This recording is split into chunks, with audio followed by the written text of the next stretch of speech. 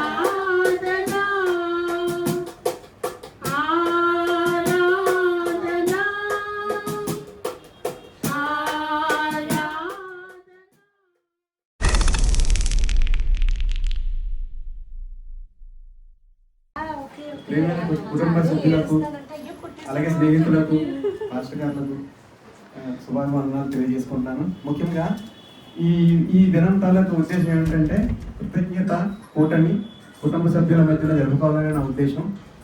అంచేత మరి పాస్టర్ గారితో నేను మాట్లాడినప్పుడు ఆయన సరే అని చెప్పారు. అలాగే మిగతా కుటుంబ సభ్యులతో అన్నితో అందరితో మాట్లాడిన తర్వాత ఓకే చెప్పారు. దాన్ని బట్టి ఈరోజు మేము ఏర్పాటు చేసుకున్నాము. కుటుంబ కూడిక దీనికి ముందు మూడు మన ముఖ్యమైన ఘట్టాలు ఉన్నాయి. ఒకటి కుటుంబ కూడిక, రెండు మరి క్రిస్మస్ సందర్భంగా కుటుంబ సభ్యులతో కలిపి క్రిస్మస్ జరుపుకోవాలని ఆశపడ్డాము. మూడవది మరి మా తండ్రి గారు లేని పొంగా సంజీవరావు గారు మరి ఈ దినాన్నే జన్మించి ఉన్నారు. ఇప్పటికి 1925 డిసెంబర్ 23వ తేదీన ఆయన జన్మించి ఉన్నారు. సో అదొక 100 days కూడా ఒకసారి జ్ఞాపకం చేసుకుందామని చెప్పి మరి కుటుంబ సభ్యులందరికీ కూడా నేను పిలవడం జరిగింది. ముందుగా మరి మా యొక్క ఆహ్వానం అందరూ మన్నించి వచ్చినందుకు అందరికీ కూడా కృతజ్ఞతలు తెలియజేసుకుంటున్నాను. ఫస్ట్ ఆఫ్ ఆల్ దేవుడికి స్తోత్రాలు చెల్లించుకుంటున్నాను. ఆయన ముందు ఆహ్వానం చెప్తున్నాము. ఇక్కడ ఉన్న ప్రతి ఒక్కరి హృదయాల్లో ఆయన స్పందించి మనం అందరూ కూడా హృదయ శుద్ధి పొందేలాగిన మనందరిలో ఆత్మ నింపేలాగిన ఆయనకు ముందుగా ఆహ్వానం పలుకుతూ తర్వాత మరి ప్రేమ్ పాస్టర్ గారిని దయస్కి రమ్మని ఇన్వైట్ చేస్తున్నాను. Sir please welcome and coming sir.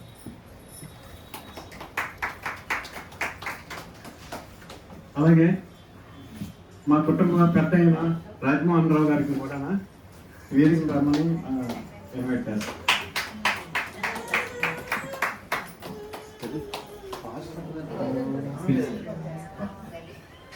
మేబుల్ Susan, sister మేబుల్ Susan గారిని కూడా వేదిక మీదకి రమ్మని ఆహ్వానిస్తున్నాను. అయితే ఇప్పుడు ఈ ప్రోగ్రామ్ ని మరి నేను మాస్టర్ గారు ప్రేమ్ కుమార్ గారికి హ్యాండ్ ఓవర్ చేస్తున్నాను. ఇక్కడ నుంచి ముందు నడిపించాలని కోరుతున్నాను.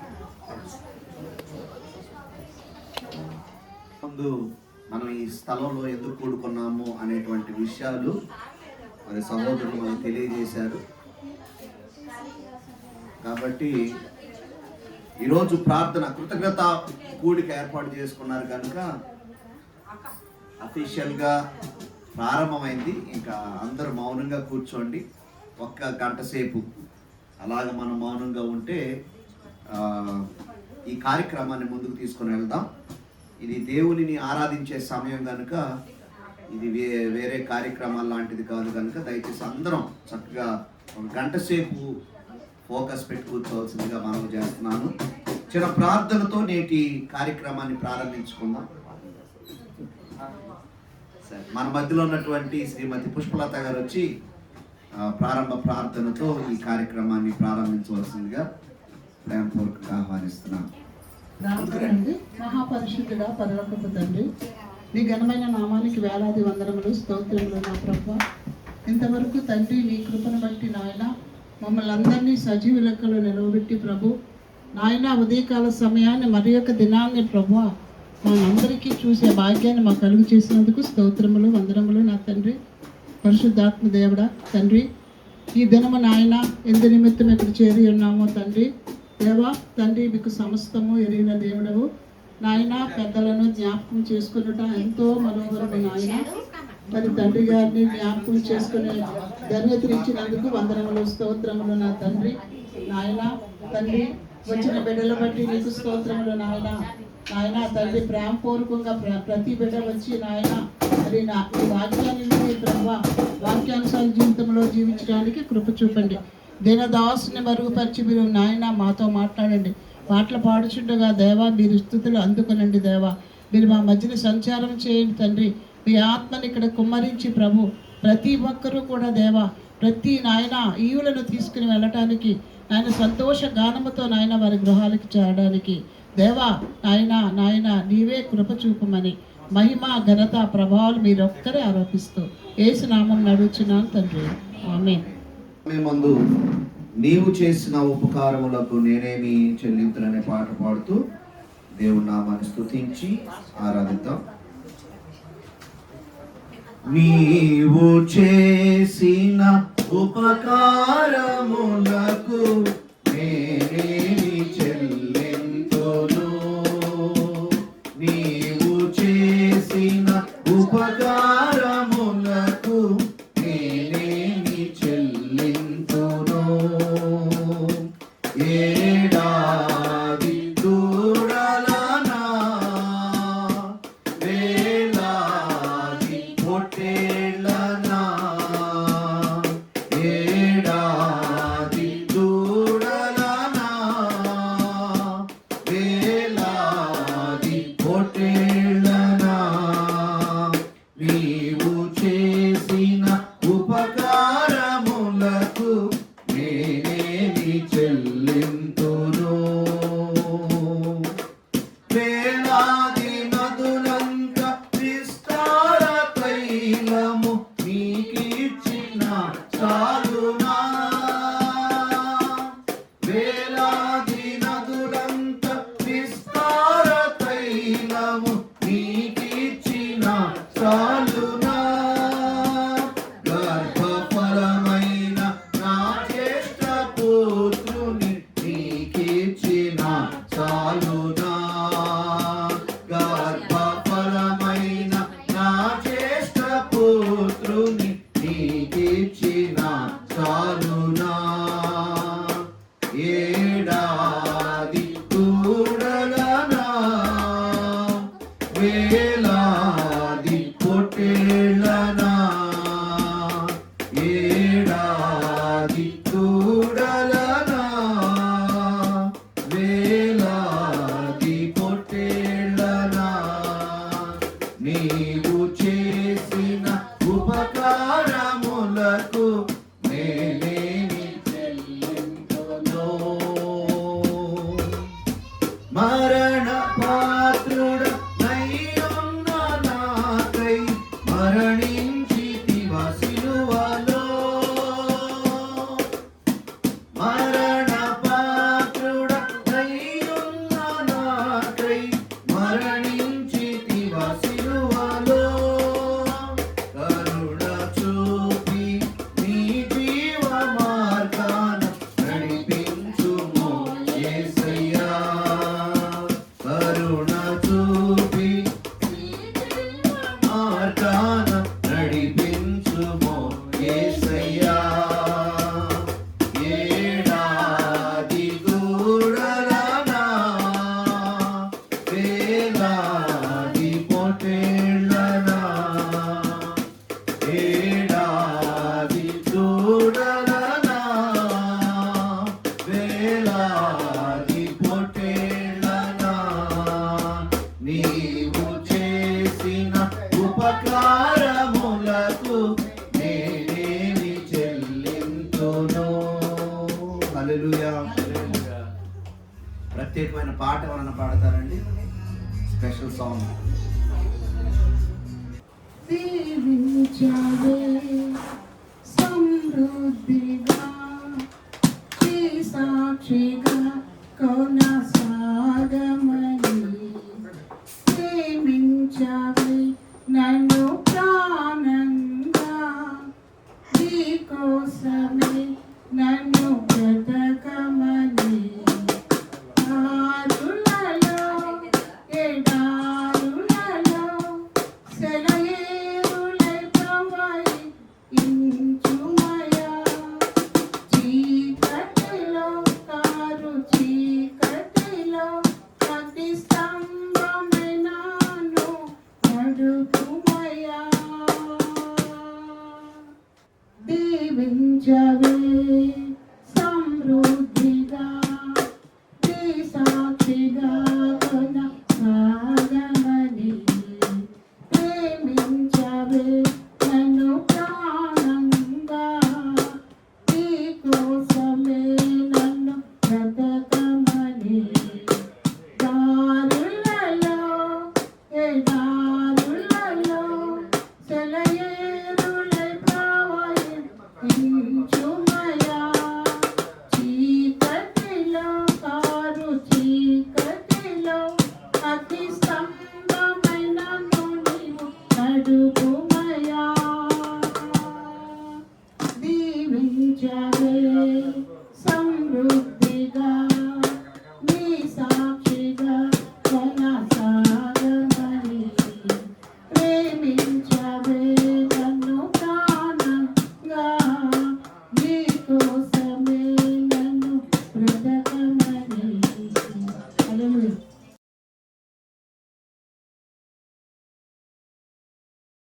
చేసిన మేలును బట్టి సాక్ష్యం తెలియజేస్తారు మనం జాగ్రత్తగా ఆలకిద్దాం ప్రభునందు ప్రియమైన కుటుంబ సభ్యులకు స్నేహితులకు అలాగే పాస్టర్ గారికి క్రీస్తునామమున శుభాకాంక్షలు తెలియజేసుకుంటున్నాను నా సాక్ష్యం అంటే నా జీవితంలో జరిగిన దేవుడు నాకు చేసిన గొప్ప మేళను బట్టి ఆయనకి కృతజ్ఞత స్తుతులు చెల్లించుకుంటున్నాను 25వ సంవత్సరం జనవరి 18వ తారీఖున మరి నాకు హెల్త్ ప్రాబ్లం వచ్చింది. మరి నేను అంటే కుటుంబ సభ్యులందరికీ కూడా తెలుసు. ఆ సమయంలో మరి నా హార్ట్లో బ్లాకేజెస్ వచ్చాయి. మరి ఒకటి centre main wall pumping valve అయితే 100% బ్లాక్ అయిపోయింది అన్నమాట. నాకు నేను తెలుసుకోలేకపోయాను.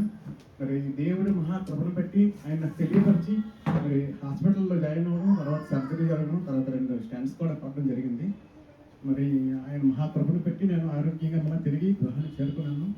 అందుని బట్టి ఆయనకి కృతజ్ఞతాస్తుతులు చెల్లించుకుంటున్నాను. మరి ఎన్నో విషయాల్లో నాకు ఆయన బయలుపరుస్తూనే ఉన్నారు. ఎక్కడికి ప్రయాణం వెళ్ళినా, బయటికి వెళ్ళినా, ఎక్కడికి వెళ్ళి వచ్చినా సరే తప్పకుండా దేవుని జ్ఞాపకం చేసుకొని ఆయనకి ప్రార్థన చేస్తూ ఆయన చెప్పిన రీతిగాను నాకు పరిశుద్ధాత్మ దేవుడు నడిపిస్తున్న ప్రకారంగా నేను ప్రతిదినం నడుచుకుంటున్నాను. అలాగే నా కుటుంబాన్ని కూడా బలపరుస్తున్నాను.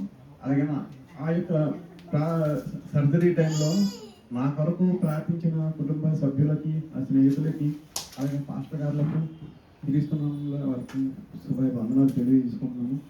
అలాగే తర్వాత మరి ఈ యొక్క గొప్ప కార్యాన్ని మరి క్రీస్తు ప్రభు వారు నా పట్ల చేసిన నా దినాలను పొడిగించినందుకు ఎన్నో వందనాలు తెలియజేసుకుంటున్నాను. అలాగనే తర్వాత సర్జరీ అయిన తర్వాత కూడాను నాకు ఒక మరి ఎలా జాగ్రత్తగా ఉండాలి, ఎలా జాగ్రత్తగా ఉండాలి, ఎలా ఉండాలి, మరి మెడిసిన్ విషయం అయితేనేమి, ఫుడ్ విషయం అయితేనేమి, మరి డాక్టర్స్ చెప్పిన సలహాలను పాటించాలి కదా. మరి అందుకని అలా పాటించేటప్పుడు మరి నాకు సహకారంగా మరి నేను గొప్ప చెప్పడం కాదు కానీ భార్య నాకు ఎంతో సహాయం చేసింది. తను ఒకటి కాదు 3 పనులు చేసేది. ఒకటి, నా కొరకు ప్రతిదినము ఆహారాన్ని, ఫుడ్స్ని అరేంజ్ చేస్తూ, మెడిసిన్ కూడా ఇస్తూ, అలాగనే నా పాపకి స్కూల్కి ప్రిపేర్ చేస్తూ, తను కూడా ఉద్యోగం చేస్తూ, అలా వెలుగు కూడా ఎంతో కష్టపడేది. మరి నేను క్రీస్తుకి కృతజ్ఞతాస్తుతులు చెల్లించుకుంటున్నాను. అలాగే మరి మా కుటుంబంలో క్రీస్తు వారు చేసిన ఈ గొప్ప ప్రభు చేసిన ఈ గొప్ప కార్యాన్ని బట్టి ఆయనకి ఎన్నో వందనాలు, స్తోత్రాలు చెల్లించుకుంటున్నాను. అలాగనే మరి ఇక్కడ మా యొక్క మన్నికను ఆహ్వానించినందుకు మేము కుటుంబ సభ్యులకు, అలాగే పాస్టర్ గారికి, మరి ప్రతి ఒక్కరికి కూడా ధన్యవాదాలు తెలియజేసుకుంటూ మరి నా యొక్క సాక్ష్యాన్ని ముగిస్తూ మరి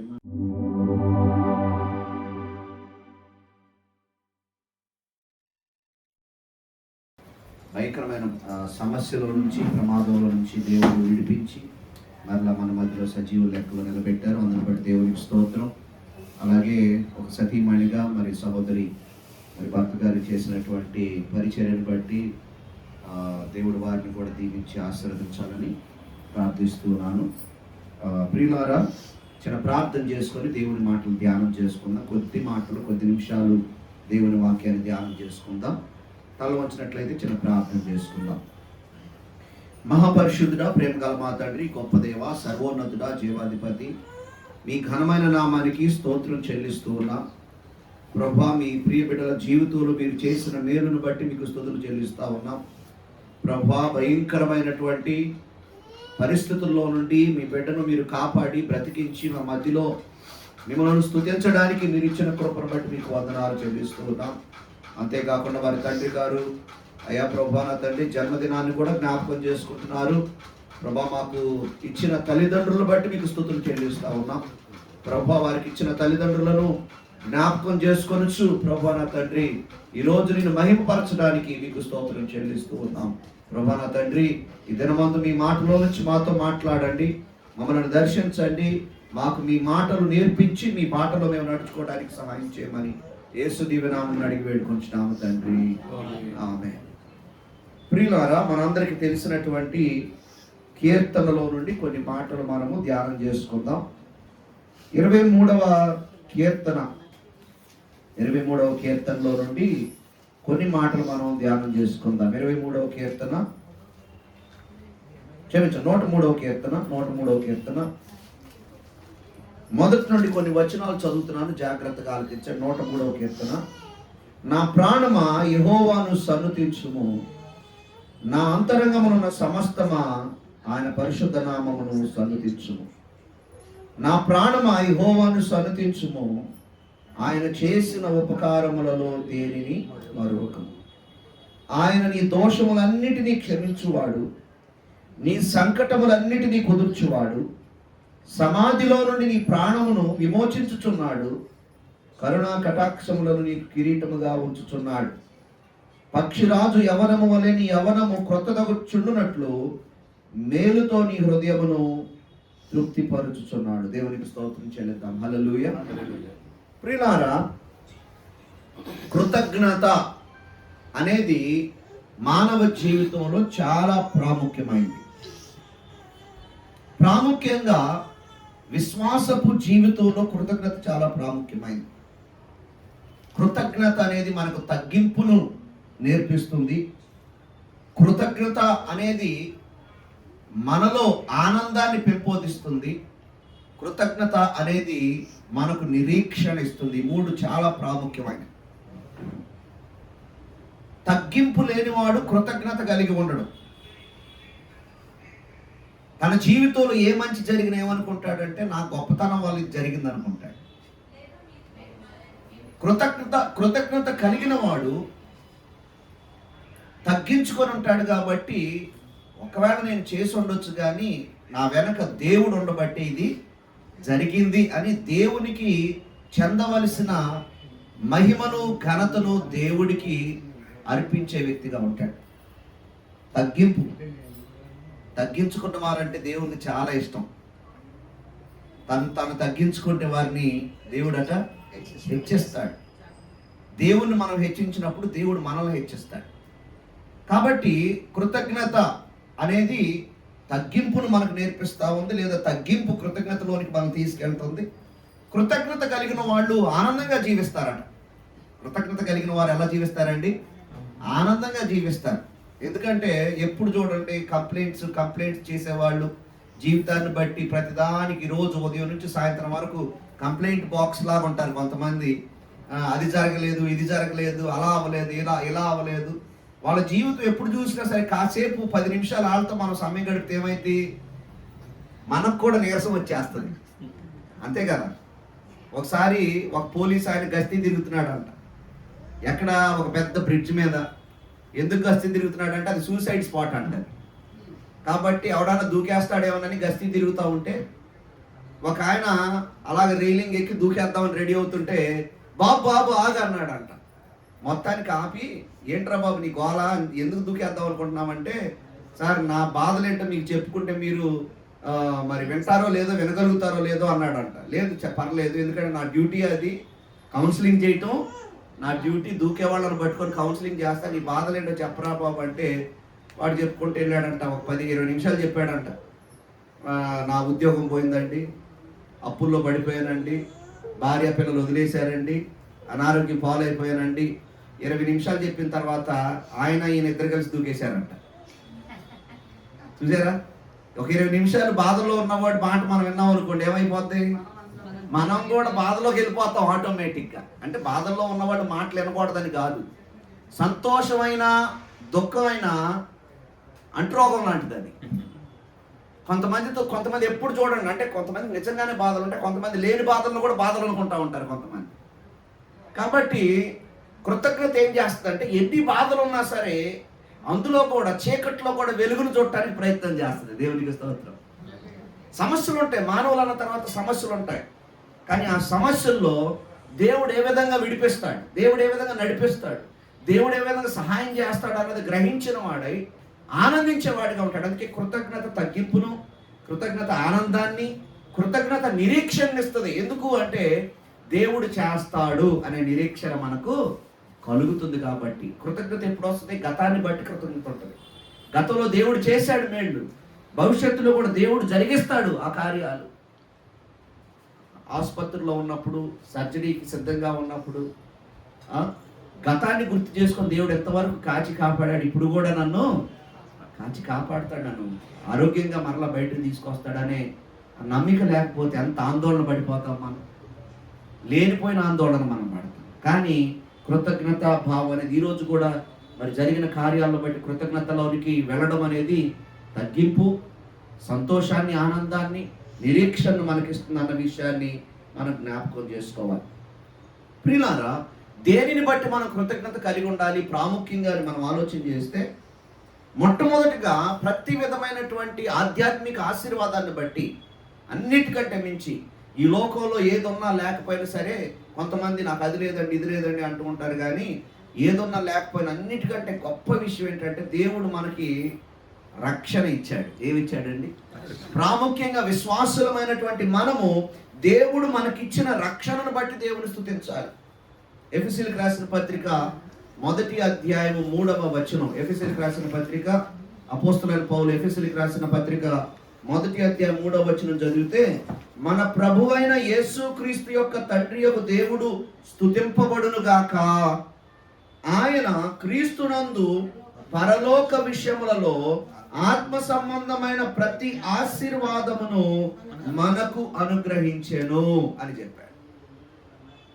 పరలోక సంబంధమైనటువంటి ఆశీర్వాదాలు ఇచ్చాడు. పరలోక సంబంధము అంటే దాని అర్థం ఏంటి? పరలోకము, మనకు ఇంకో కొన్ని మాటలు ఉన్నాయి. పరలోకం అనే దానికి మన హిందూ సహోదరులు దాన్ని మోక్షం అంటారు, లేకపోతే ఇంకేమైనా ఉన్నాయా, స్వర్గం అంటారు. అంటే దేవుడు ఉండే స్థలం అని అర్థం. దేవుడు ఉండే స్థలం, దాని అండర్స్టాండింగ్స్ వేరుగా ఉండొచ్చు, కానీ స్వర్గము, మోక్షము, పరలోక, క్రైస్తవ పరిభాషలో పరలోకము అంటారు. ఎందుకు పరలోకము అన్నారంటే ఈ లోకం కాదని చెప్పడానికి అన్నారన్నమాట. పరలోకము అంటే దేవుడు ఉండే స్థలము.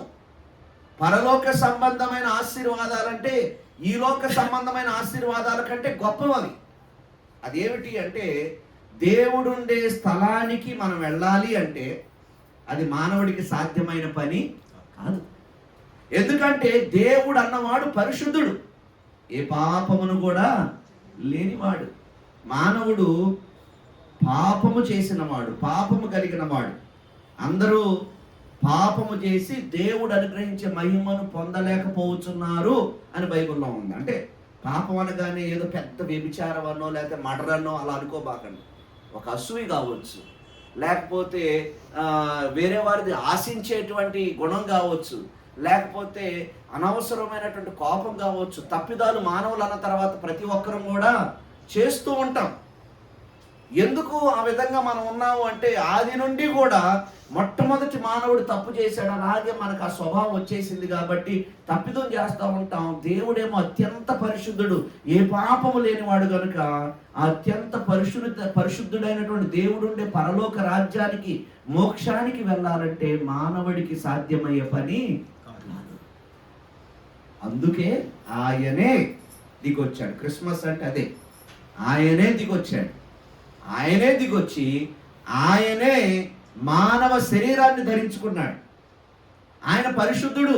కన్యక గర్భాన్ని పుట్టడానికి కారణం ఏంటంటే ఆయన పరిశుద్ధుడిగా పుట్టాలి. పురుషుని ప్రమేయం లేకుండా పరిశుద్ధునిగా ఈ లోకానికి జస్ట్ ఒక అద్దె గర్భం లాగా మరియ గర్భాన్ని వాడుకున్నాడు. చెప్తూ ఉంటారు కదా, టెస్ట్ ట్యూబ్ బేబీస్, తర్వాత సరగేట్ మదర్స్ అంటారు, ఒక అద్దె గర్భం అంటారు. అద్దె గర్భం లాగా వాడుకొని ఆ గర్భంలో ప్రవేశించి శరీరమును ధరించిన వాడై ఆ పాపము లేని ఆయన శరీరములో శరీరములో మనం చేసిన పాపాల కోసం ఆయన శిక్షను అనుభవించాడు, బలియాగం అయిపోయాడు. ఆ బలియాగం కోసమే ఎంతో మంది అనేక వేల సంవత్సరాలకు ఎదురు చూశారు. మా పాపం పోవడానికి ఒక బలియాగం జరగాలని. అందుకే చాలా మంది కోళ్ళని, మేకల్ని, గొర్రెల్ని బలర్పించి దేవుణ్ణి శాంతింపజేయాలి అనేటువంటి ఆలోచన కలిగి ఉంటారు. మా తప్పులన్నీ కూడా దాన్ని బట్టి శిక్ష అది పొందాలి అనే ఉద్దేశంతో దాన్ని బలర్పించేవాళ్ళు. కానీ బైబిల్లో ఒక మాట ఉంటుంది, గొర్రె మేకల రక్తము మానవ పాపములను క్షమించదు. యేసుక్రీస్తు వారే బలియాగముగా ఈ లోకానికి వచ్చి మన పాపముల కొరకై సిలువలో బలియాగమయ్యాడు అన్నమాట మనం చూస్తాం. కాబట్టి ఆయన బలియాగమయ్యి మనలను నీతిమంతులుగా తీర్చాడంట. ఆయన యందు విశ్వాసం ఉంచిన వారిని నీతిమంతులుగా తీర్చాడంట. అది పరలోక సంబంధమైన ఆశీర్వాదము. ఈ లోకంలో 1 కోటి రూపాయలు ఇచ్చినా కానీ దానితో సరితోగదు. ఎందుకంటే నేను పాపినైన నన్ను, నా పాపమంతా యేసు ప్రభు వారు ఆయన భుజం మీద మోసి సిలువలో శ్రమలు ఆయన అనుభవించి ఆయన నా శిక్షను ఆయన పొందుకొని నన్ను నీతిమంతుడిగా తీర్చాడు. ఇది ఎలా సాధ్యమైందండి అని ఒక ఆయన అడిగాడు. ఒక చిన్న సంఘటన నేను చెప్తాను. అదేంటంటే, ఒక గ్రామంలోనంట ఒక పెద్ద ఉండేవాడంట. చాలా ఆయన కఠినమైనటువంటి శిక్షలు వేసేవాడంట. దొంగతనం చేశారనుకోండి 30 కొరడా దెబ్బలు చెట్టు కట్టేసి కొట్టించేవాడంట. అటువంటి వ్యక్తి ఒకరోజు వాళ్ళ అబ్బాయి దొంగతనం చేశాడంట. ఏం దొంగతనం? 2 జాంకాయలు దొంగతనం చేశాడంట. అంటే తోటలో వెళ్తా 2 జాంకాయలు తిన్నాడంట. అది ఎవరో చూశారంట. దొరికాడు రా పెద్ద, ఎందుకంటే ఊరందరిని కొట్టేస్తాడు. వాళ్ళు దొంగతనం చేసేదేంటి, ఎవరో ఇంట్లో పడి బంగారమో డబ్బులో దొంగతనం చేసేవాడు. వీడు చేసింది ఏంటి, జాంకాయ తోటలో వెళ్తే జాంకాయలు 2 తిన్నాడు. సరే దొరికాడు, వీడి 2 జాంకాయలు అయితే ఏమి అని చెప్పేసి రచ్చబండ మీద రచ్చరచ్చ చేసి మొత్తం అందరికి తీసుకొచ్చి మీ అబ్బాయి దొరికాడండి దొంగతనం చేసి అన్నాడు. మరి ఏం చేయాలి అంటే దొంగతనానికి 30 కొరడా దెబ్బలుగా కొట్టేచ్చండి అన్నాడు. అంటాడు ఒరయ్యా పోత 2 జాంకాయలు తింటే నువ్వు దానికి కొరడా దెబ్బలు అంటావు ఏంటి? ఏమన్నా బంగారం దొంగతనం చేశాడా, లేదా డబ్బులు దొంగతనం చేశాడా? తోటలోంచి పోత 2 జాంకాయలు తింటే తప్పు ఏంటి అని చెప్పేసి అంటే చూసారా ఆడిది గాంధీ ఆడు తీసుకున్నాడు కాబట్టి కొట్టాలి. మరి తప్పే, కొట్టాలి. ఒక విధంగా చెప్పాలంటే అది కూడా తప్పే. నీది కాదు, మీ నాన్న తోట కాదు, నువ్వు ఎందుకు తీసావు కాబట్టి కట్టేశారంట, షర్ట్ ఇప్పేశారంట, కొరడాలు తీసుకొని కొట్టడానికి 2 ఉంచున్నారంట, ఒకటి తర్వాత ఒకటి దెబ్బలేయటానికి. ఈయన కూర్చొని ఉన్నాడు కుర్చీలో. తండ్రి హృదయం ఏమైపోతుంది, కరిగిపోతా ఉంది. ఒక్క దెబ్బ పడగానే లేచి నుంచొని అయ్యా ఆపండి అయ్యా అన్నాడంట. ఆడు నాన్న అనగానే ఈయన ఆపండి అన్నాడంట. ఇప్పుడు వచ్చిందా నీ నీతి, నీ న్యాయం బయటకు వచ్చిందా? ఎవడు తింటాడు 30 దెబ్బలు కొట్టాలి, ఎవడు తింటాడు? ఒక దెబ్బ తిన్నాడు మీ అబ్బాయి అంటే మిగతా 29 నన్ను కొట్టండి అయ్యా అన్నాడంట. అప్పుడు ఇదేదో బాగుంది ఆఫరు, పిల్లడు కొడితే వచ్చేది ఏముంది, ఈయన కొడితేనే బాగుంటుందని పెద్దను కొట్టారంట. ఆ ఊరు పెద్దను కొట్టారంట, 29 కొరడా దెబ్బలు కొట్టారంట. శిక్ష పడాలి, కానీ తండ్రి ఆ శిక్షను మనము చేసిన తప్పిదాల కొరకు శిక్షను సిలువలో ఆయన పొందుకోవడానికి వచ్చాడు. కొంతమంది అంటూ ఉంటారు 3 మేకులు పీక్కోలేనోడు ఏవో ఎలా రక్షిస్తాడు పాపాల నుంచి అంటే 3 మేకులు పీక్కోవడానికి గట్టిగా పీకితే ఊడొచ్చాడు. కనీసం చర్మం వల్ల ఊడొచ్చింది మేకు రాకపోయినా. కానీ ఆయన 3 రోజులు సమాధిలో ఉండి పీక్కొని వచ్చాడు. అది గొప్ప విషయం. ఎందుకంటే పాపము వలన వచ్చిన మరణాన్ని జయించడం అనేది గొప్ప విషయం. దేవుడు మనకిచ్చిన నిరీక్షణ ఏంటంటే మనం చనిపోతాము, పాతి పెట్టబడతాము, ఆయన తిరిగి వచ్చినప్పుడు మహిమ శరీరంతో తిరిగి లేస్తాము. మరణాన్ని జయించే అనుభవాన్ని దేవుడు మనకి అనుగ్రహిస్తాడు. ఇది పరలోక సంబంధమైన ఆశీర్వాదము. దాన్ని బట్టి కృతజ్ఞత చెల్లించాలి. ప్రభువా నా పాపములన్నీ క్షమించి పరలోకపు పౌరసత్వాన్ని నాకు ఇస్తున్నందుకు నీకు వందనాలు ప్రభు అని దేవుణ్ణి స్తుతించే వారంగా మనం ఉండాలి. ఒకసారి వియత్నాం వార్ గురించి మనం చాలా చదువుకొని ఉంటాం. నా చిన్న వయసులో కూడా స్కూల్ బుక్స్లో అది ఉండేది. వియత్నాం వార్ భయంకరమైనటువంటి యుద్ధాలు వియత్నాం ఎదుర్కొంది. ఆ వియత్నాం వార్ వాళ్ళ కోసం మెమోరియల్స్ కడతా ఉంటారు, వార్ సోల్జర్స్ కోసం, చచ్చిపోయిన వాళ్ళ కోసం. ఆ మెమోరియల్ దగ్గర ఒక పాస్టర్ గారు ఆయనతో పాటు ఇంకొక ఆయన ఇద్దరు వెళ్ళారంట. ఈయన పూలగుచ్చని తీసుకొని వెళ్ళి ఆయన మీద పెడతా ఉంటే సమయంలో పాస్టర్ గారు అన్నారంట, ఏమయ్యా ఏంటి నీ అనుభవం ఏంటి అని అడిగితే ఆయన అన్నాడంట, నేను యుద్ధంలో, ఈయన కూడా ఒక సైనికుడే, నాతో పాటు చచ్చిపోయిన ఆయన ఉన్నాడు అక్కడ, ఆయనతో పాటు చచ్చిపోయిన ఆయనతో పాటు ఉన్న ఆయన చచ్చిపోయాడు అనమాట. అన్నాడంట, యుద్ధంలో నేను మంచి యుద్ధంలో ఉన్నప్పుడు నన్ను ఎవరో కాల్ చేయబోతే నా ముందుకు వచ్చిన అడ్డుకొని ఆయన వాళ్ళతో పోరాడి వాళ్ళని చంపి ఈయన చచ్చిపోయాడండి. నేను ఆయనకి ఏం చెప్పగలను, చచ్చిపోయిన తర్వాత ఏం చెప్పగలను, ఒక పూలగుచ్చం మాత్రమే నేను ఇవ్వగలను. చూసారా కృతజ్ఞత భావం, జస్ట్ థ్యాంక్ యూ అని చెప్పగలను అంతేనండి. యేసు ప్రభు చనిపోయాడు, 3వ రోజు తిరిగి లేచాడు. ఆయన ఈ మాట వింటున్నాడు, ప్రభు నా కోసం సిలువలో భయంకరమైన అవమానాన్ని, శ్రమను నువ్వు అనుభవించావు, నన్ను విమోచించి నా పాపము నీ మీద మోసావు, నన్ను పవిత్రపరిచావు, నన్ను నీతిమంతుడిగా చేశావు, నాకు మోక్ష భాగ్యాన్ని ఇస్తానంటున్నావు, నీకు వందనాలయ్యా అని చెప్పడం అంతకు మించి మనం చేసేది ఏమి కూడా లేదు. మనం ఏమివ్వగలం ఆయనకి? 1000 కొండల మీద ఉన్నవన్నీ నావే కదా అంటాడు దేవుడు. కాబట్టి దేవుడికి ఏది ఇచ్చినా సరే ఏదో ఉడతా భక్తిలాగా ఇవ్వడమే కానీ మనం ఏమిచ్చి ఆయన సంతృప్తి పరచగలం? మనమే ఆయన వారమైన అయినప్పుడు ఆయన కోరుకునేది కృతజ్ఞత భావం అని మనం గుర్తుపెట్టుకోవాలి.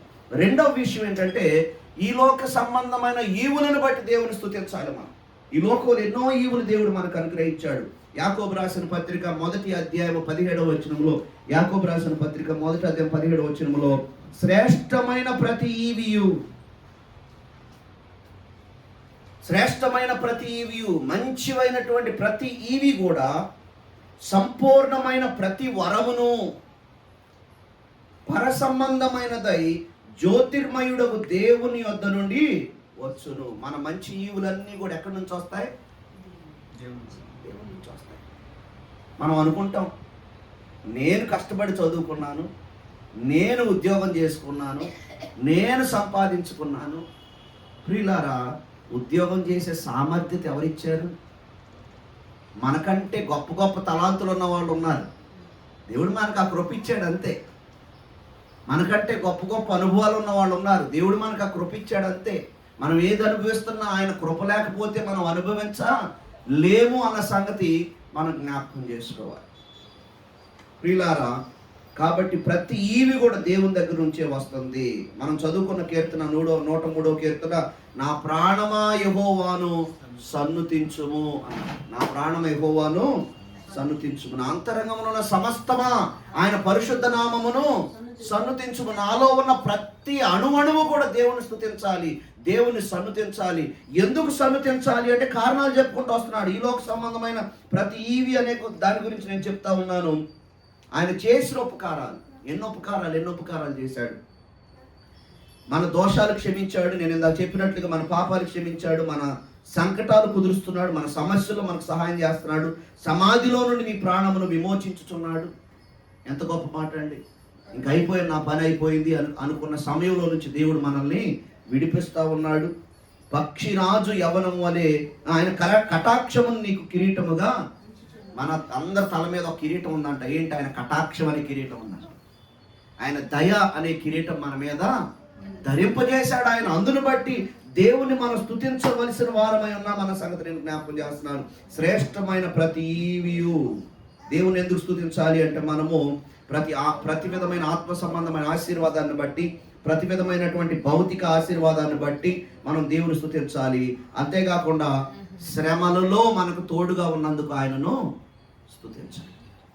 శ్రమలలో ఆయన మనకు తోడుగా ఉన్నాడు. ఎన్ని కష్టాలు వచ్చినా, అందులో మానవులం కాబట్టి లోకంలో కష్టాలు వస్తే దానికి అనేకమైన కారణాలు ఉన్నాయి. కొంతమంది దేవుడిని నమ్మని వాళ్ళు ఏమంటారంటే, నేను ఇండోనేషియా దగ్గర టిమోర్ లెస్టే అనే దేశంలో ఒక 30 రోజులు ఉండి వచ్చాను. నేను అక్కడ దేవుని పనిలో పాల్గొని వచ్చాను. ఒకసారి ఆ మెయిన్ ల్యాండ్ నుంచి ఒక ఐలాండ్కి వెళ్తున్నాను. నేను షిప్లో వెళ్తున్నాను, అతోరా అనే ఐలాండ్కి వెళ్తుంటే దారిలో ఒక అమెరికా అతను కనబడి ఎక్కడికి వెళ్తున్నావు ఏంటి అని అడిగాడు నన్ను. అంటే నేను ఇలాగ ఐలాండ్కి వెళ్తున్నానండి అన్నాను. ఏంటి, ఏం చేస్తావంటే నేను పాస్టర్నండి అన్నాను. నేను కూడా ఒకప్పుడు వెళ్ళేవాడిని, నేను చర్చికి వెళ్ళలేదు అన్నాడు ఆయన. ఎందుకు వెళ్ళలేదు? ఏ పాస్టర్ అన్నాడు. బాప్టిస్ట్ పాస్టర్ అండి అన్నాను. అంటే నేను కూడా బాప్టిస్ట్ చర్చికి వెళ్ళేవాడిని, ఇప్పుడు వెళ్తున్నా. ఎందుకు వెళ్ళలేదంటే నేను దేవుడిని నమ్మట్లేదు అన్నాడు ఆయన. దేవుడిని నమ్మట్లేదంటే ఏదేంటండి, దేవుడిని ఎందుకు నమ్మట్లేదు? ఒకప్పుడు చర్చికి వెళ్ళేవాడు కదా, ఎందుకు దేవుడిని నమ్మడం? అసలు దేవుడినే నమ్మను నేను అన్నాడు. ఎందుకు దేవుడిని నమ్మను అంటే, ఇది చాలా పెద్ద చరిత్ర అండి అన్నాడు. ఏంట్రా బాబు అంటే, చాలా కారణాలు చెప్తున్నాడు. దేవుడు అనేవాడే ఉంటే లోకంలో సమస్యలు అనేవి ఎందుకు ఉంటాయి అన్నాడు. దేవుడు అనేవాడే ఉంటే లోకంలో సమస్యలు ఎందుకు ఉంటాయి అన్నాడు. బైబిల్ చెప్తుంది లోకంలోకి సమస్యలు ఎలా వచ్చాయో కూడా బైబిల్ చెప్తుంది. దేవుడు సమస్యలతో లోకాన్ని సృష్టించాల.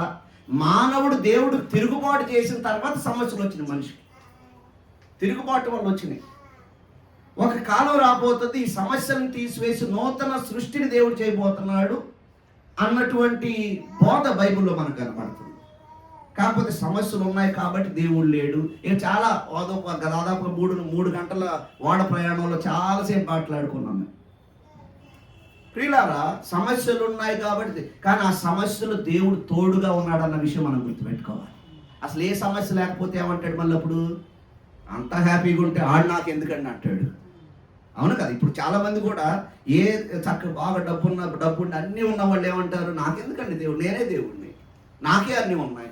అంటే సమస్య ఉంటేనేమో సమస్య ఉంది కాబట్టి దేవుడు లేడు, సమస్య లేకపోతే సమస్య లేదు కాబట్టి దేవుడు లేడు. ఎందుకంటే దేవుడు లేడు అని ఫిక్స్ అయిపోయాడు అనమాట వాడు. ఎందుకు? ఒక ఆయన అంటాడు దేవుడు లేడని ఎందుకు అంటారంటే, తగినంత ఆధారాలు లేక కాదు. It's not because there are not even enough evidences అంటాడు. People don't want to believe because of moral problem అంటాడు. దేవుడు లేడని నమ్మితే నా ఇష్టం వచ్చినట్టు నేను జీవించవచ్చు. పిల్లి కళ్ళు మూసుకొని పాలు తాగినట్టుగా, పనిష్మెంట్ లేదు, లేకపోతే ఇంకోటి లేదు, నాకు నచ్చినట్టు నేను బతకొచ్చు, ఏదైనా చేయొచ్చు. మెయిన్లీ అదే రీజన్ అంటాడు ఒక ఆయన. దేవుడు లేడని నమ్మేవాడు మొరాలిటీ వల్లనే ఆ మోరల్ ప్రాబ్లమ్స్ వస్తాయి. ఇది చేయకూడదు అని అంటారు. కాబట్టి అసలు దేవుడే లేడంటే నేనే రారాజును అనుకుంటాడు, నచ్చినట్టుగా జీవిస్తాడు. కానీ ఒకరోజు షాక్ తింటాడు అక్కడికి వెళ్ళిన తర్వాత. అందుకే ఇంకొక ఆయన ఏమన్నాడు తెలుసా? దేవుడు లేడు, దేవుడు ఉన్నాడు అని మనం ఒకవేళ అబద్ధాన్ని నమ్ముంటే పోతే మనం 70 సంవత్సరాల లోకానందాన్ని పోగొట్టుకుంటాం. ఆయన నిజంగా లేకుండా ఉంటే. కానీ ఆయన ఉండి లేడని నమ్మితే ఈ 70 సంవత్సరాలు ఎంజాయ్ చేసినవాడు యుగాలు శ్రమను అనుభవిస్తాడు. కానీ అనేకమైన ఆధారాలు దేవుని గురించి మనకు కనబడతా ఉన్నాయి. దేవుడు చేసిన సృష్టిని గురించి ఆలోచన చేస్తే ఎన్నో ఆధారాలు మనకు కనబడతా ఉన్నాయి. కాబట్టి ఆ దేవుడు నా వెనకున్నాడు అనే విశ్వాసం మనకు ఉండాలి. దేవునికి స్తోత్రం. శ్రమలో ఉన్నప్పుడు దేవుడు నాతో నడుస్తున్నాడు, దేవుడు నాతో ఉన్నాడు, ఆ శ్రమలో నాకు సహాయం చేస్తున్నాడు. కాబట్టి ప్రియులారా, మనం గమనించిన మూడో విషయాన్ని, నేను చెప్తున్నటువంటి మూడో విషయం ఏంటంటే, నా శ్రమలో దేవుడు నాకు తోడుగా ఉన్నాడు. ఒక వచనం చెప్పి ముగించేస్తారు. రోమీయులకు రాసిన పత్రిక 8వ అధ్యాయం 28వ వచనం ఈ మాట ఉంటుంది. శ్రమల గురించి మాట్లాడుతూ అంటాడు, శ్రమలు కాదు అన్ని విషయాలు. రోమా 8:28లో దేవుని ప్రేమించు వారికి, అనగా ఆయన సంకల్పము చొప్పున పిలువబడిన వారికి మేలు కలుగుటకై సమస్తమును సమకూడి జరుగుతున్నవని ఎరుగ. ఏమండి, బ్రదర్కి హార్ట్ అటాక్ వచ్చి ఆ రోజుల్లో ఎలాంటి శ్రమను అనుభవించారో మరి నేనైతే కళ్ళారా చూడలేదు, కానీ మీరు అందరూ చూసి ఉంటారు కళ్ళారా. మా నాన్నగారికి హార్ట్ అటాక్ వచ్చింది. మా నాన్నగారు కూడా సర్జరీ చేయించుకున్నారు. మా నాన్నగారు కూడా మా కుటుంబం కూడా ఆ అంధకారమయమైన రోజుల్లో మేము కూడా వెళ్ళాం. డాక్టర్ గారు అయితే అసలు ఇంక సర్జరీ అవసరం లేదు, చేయలేము అని చెప్పాడు. ఎందుకంటే ఒక డాక్టర్ గారు మందుల మీద లాగించి చివరికి చేతులు ఎత్తేసాడు. ఆయన దగ్గర 1 రోజులు పెట్టుకొని ఇప్పుడు హైదరాబాద్ తీసుకెళ్తే ఏమన్నా ప్రయోజనం ఉంటుందంటే, ఆయన అన్నాడు, ఈయన పైకి పోవటానికి ట్రై చేస్తున్నారు, మీరు కాళ్ళు పట్టుకొని కిందకి లాగడానికి ట్రై చేస్తున్నారు, మీరు విమానంలో తీసుకెళ్ళినా సరే ఆయన బతికించుకోలేరు అన్నాడు. చివరికి అడితిరిగి ఒక డాక్టర్ గారి దగ్గరికి వెళ్ళాం. ఒక డాక్టర్ గారి దగ్గరికి వెళ్తే సరే ఇక్కడ నా దగ్గరికి తీసుకురండి అన్నారు. విజయవాడలో పెద్ద హాస్పిటల్, పిన్నమనే అనేవాళ్ళు ఇదివరకు, ఆ తర్వాత దాన్ని ఇంకేదో పేరు పెట్టి పిలుస్తున్నారు ఈ మధ్య, నాకు జ్ఞాపకం రావట్లేదు. కానీ ఆ హాస్పిటల్ తీసుకెళ్తే ఆ సర్జరీ కోసం దానికి ముందేం జరిగిందంటే రిపోర్ట్ తీసుకురమ్మన్నారు. రిపోర్ట్ తీసుకురమ్మంటే ఇలాగే మీరు 100% బ్లాక్ అయిందన్నారు కదా. మా నాన్నగారిది యాంజియోగ్రామ్ తర్వాత దాదాపుగా 80% బ్లాక్ అయిపోయినాయి, అన్ని బ్లాక్ అయిపోయినాయి. ఈ లెక్కలో ఉంటే మేము సర్జరీ చేయలేమన్నారు. నేను నా స్నేహితుడు మాకు ఇచ్చిన గదిలోకి వెళ్ళి మోకాళ్ళు వేసి 3 గంటలు ప్రార్థన చేశాం.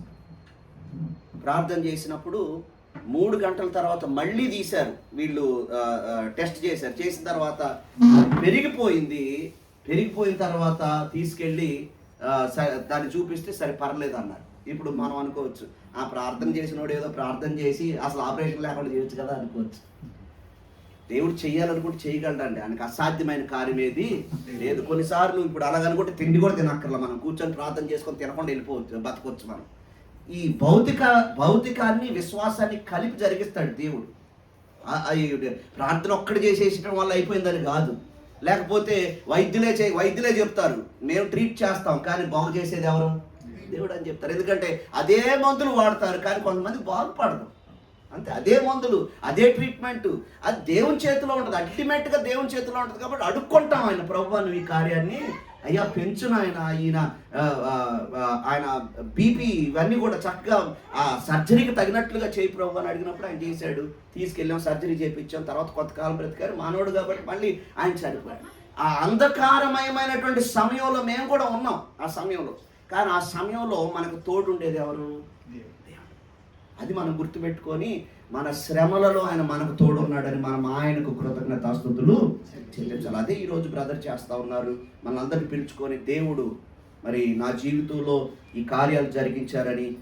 అందుకే 3 విషయాలు మనందరికి జ్ఞాపకం చేస్తున్నాను. ఒకటి, ఆధ్యాత్మిక ఆశీర్వాదాన్ని బట్టి యేసయ్యని లోకానికి పంపించి మన పాపముల కొరకు బలియాగం చేసి మనం విమోచించి నీతిమంతులుగా తీర్చి పరలోక రాజ్యపు వారసత్వాన్ని ఇచ్చినందుకు మొట్టమొదటిగా. రెండవది, ఈ లోకంలో మనకి ఇచ్చిన ఈవులన్నిటిని బట్టి. మూడవది, మన సంకటములలో మన శ్రమలలో దేవుడు మనకు తోడుగా ఉండి మనల్ని నడిపిస్తున్నందుకు, మనకు సహాయం చేస్తున్నందుకు కృతజ్ఞతలు మనం అందరం చెల్లించాలి. వారిని బట్టి మనం వారితో కలిసి, దేవా మీ బిడ్డను మీరు లేవనెత్తి ఈరోజు మాతో ఉంచినందుకు మీకు వందనాలని మనమందరం కలిసి దేవునికి మహిమను చెల్లించాలి. తల్ల వచ్చి చిన్న ప్రార్థన చేసుకుందాం. మహాపరిశుద్ధుడ, ప్రేమ గల మా తండ్రి, గొప్ప దేవా, మీకు స్తోత్రం చెల్లిస్తున్నాం. ఈ దినమందు మీ ప్రియ బిడ్డలో విషయంలో మీకు స్తుతులు చెల్లిస్తా ఉన్నాం ప్రభువా. అయ్యా తండ్రి, భయంకరమైనటువంటి ప్రాణాపాయ స్థితిలో నుంచి మీరు కాపాడి బ్రతికించి నడిపించి సహాయం చేసినందుకు మీకు వందనాలు చెల్లిస్తున్నాం ప్రభువా. అలాగే వారి తండ్రి గారి గురించి కూడా మీకు జ్ఞాపకం చేసుకుంటున్నాం అయ్యా ప్రభువా. వారి జన్మదినాన్ని మీకు జ్ఞాపకం చేసుకుంటున్నాం ప్రభువా. నా తండ్రి, వారి సంతానం అంతటిని మీరు దీవించండి. వారి మా మధ్యలో లేకపోయినప్పటికీ వారి సంతానం అంతటిని మీరు దీవించండి నాయన.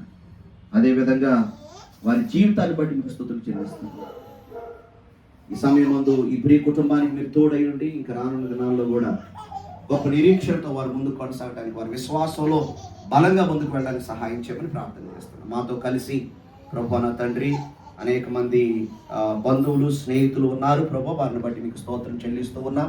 వారందరినీ మీరు దీవించండి, ఆశీర్వదించండి, మీ కృప వారిపై ఉంచమని యేసు దివ్యనామమున అడిగి వేడుకొంచున్నాము తండ్రి. ఆమేన్. ఆమేన్. పాడతారండి పాట.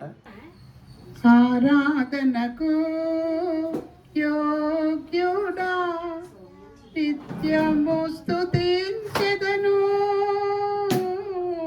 నీ మేలులను మరువకే ఎల్లప్పుడు స్తుతి పాడెదను. ఆరాధన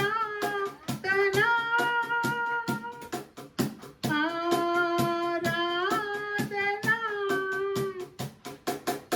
ఆరాధన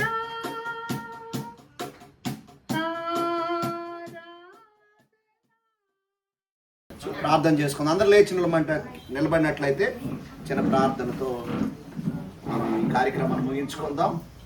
మహాపరిశుద్ధుడా, ప్రేమగల మా తండ్రి, మీ ఘనమైన నామానికి స్తోత్రం చెల్లిస్తూ ఉన్నాం ప్రభా. ఈ దినమందు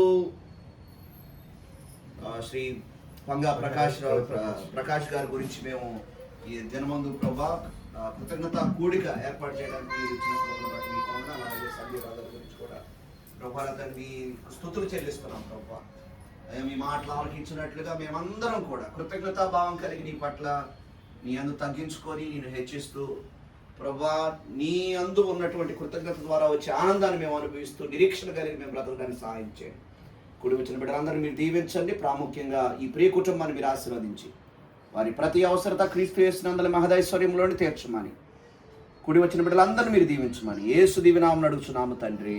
ఆమేన్. పరలోకమందున్న మా తండ్రి, మీ నామం పరిశుద్ధపరచబడును గాక, మీ రాజ్యం వచ్చును గాక, మీ చిత్తం పరలోకమందు నెరవేర్చున్నట్లు భూలోకమందు నెరవేరును గాక. మా ఆహారం మాకు దయచేయండి, మా రుణస్తులను క్షమించిన ప్రకారం మా రుణములు మీరు క్షమించండి, మమ్మల్ని శోధనలు తేడానికి తప్పించండి, ఎందుకంటే రాజ్యం బలము మహిమ నిరంతరం ఆమేన్. మన తండ్రి అయిన దేవుని ప్రేమయు కుమారుడైన క్రీస్తు వారి కృపయు పరిశుద్ధాత్మని సహవాసం సదాకాలం మనందరికి తోడై కాపాడును గాక. ఆమేన్.